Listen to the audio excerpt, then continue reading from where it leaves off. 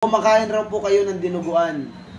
Maaari naman kainin, sabi ng Biblia, sapagkat sabi sa mga gawa, chapter 10, verse 9 to 14, ay makikita natin at mababasa natin na nandoon nakasulat ang na pwedeng kainin. Kasi ang karne kasi, James, mayroon niyang dugo. Either na halimbawa, tinanggal mo ang karne, tinanggal mo na ang dugo ng karne, pero yung karne ay talagang mayroon niyang dugo, laman loob.